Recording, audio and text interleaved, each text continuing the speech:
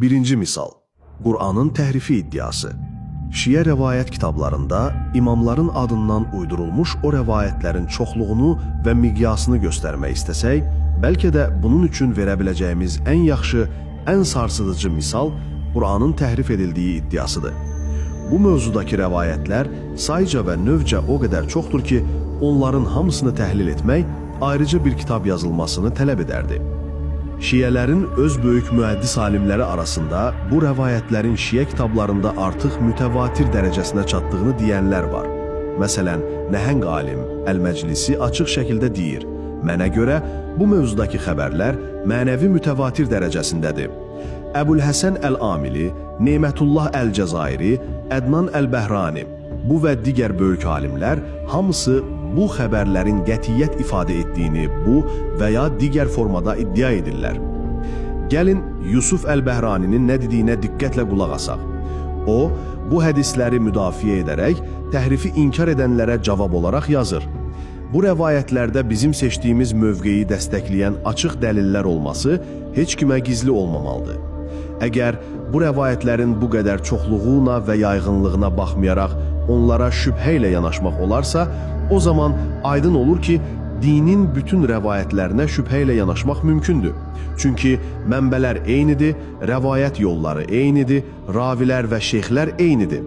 Allaha and olsun ki, Qur'anın təhrif olunmadığını demək, o zalim xəlifələr haqqında gözəl zənn bəsləmək və dinə onsuz da saysız xəyanətlər etmiş o insanların ən böyük əmanətə xəyanət etmədiklərini söyləmək deməkdir. Əl-Bəhrani burada çox haqlı, lakin öz məzhəbi üçün çox təhlükəli bir problemi ortaya qoyur. O deyir ki, əgər biz mənəvi mütəvatir dərəcəsinə çatmış bu qədər çox xəbərin yalan və xəta ola biləcəyini qəbul etsək, o zaman bizim digər rəvayətlərin, o cümlədən imamətin özünü isbat edən rəvayətlərin doğru olduğuna dair əlimizdə nə qarantiya qalır? Müasir şiə aləminin ən böyük adlarından olan Əbul-Qasim Əl-Xoyi bu hadislərdən bəzilərinin sənədlərinin şiə meyarlarına görə mötəbər, yəni səhih olduğunu özü də etiraf edir. Məhəmməd Hüseyn Ət-Təbatabai isə bu problemi həll etmək üçün daha fərqli bir yola əl atır.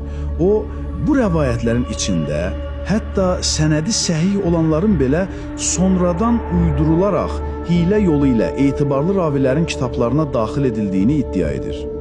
O yazır ki, İsrailiyyatın və digər uydurma rəvayətlərin bizim hədislərimizin içinə sızması, inkar edilməsi mümkün olmayan bir həqiqətdir. Uydurma olmasından əmin ola bilmədiyimiz bir xəbərin heç bir dəlil dəyəri yoxdur.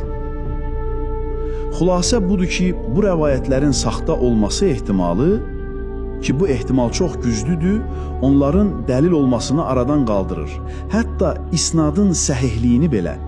Çünki isnadın səhihliyi sadəcə olaraq ravilərin qəsdən yalan danışmadığını göstərir, lakin başqa saxtakarların onların kitablarına sonradan əlavələr etməsi ehtimalını aradan qaldırmır. Bir anlıq dayanıb bu etirafın nə demək olduğunu düşünək. Ət-Təbatabai öz məzhəbini, Qur'anı təhrif etmək ittihamından xilas etmək üçün ondan daha da təhlükəli bir qapı açır.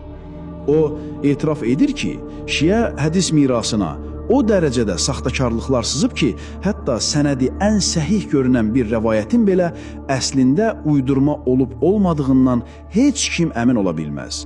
Saxtakarların xəbər uydurma əməliyyatı o qədər uğurlu olub ki, şiə məzhəbində mənəvi mütəvatir dərəcəsinə çatacaq qədər yalan rəvayət istehsal edə biliblər. O zaman gəlin Əl-Bəhraninin o kəsici sualını bir daha özlərinə verək.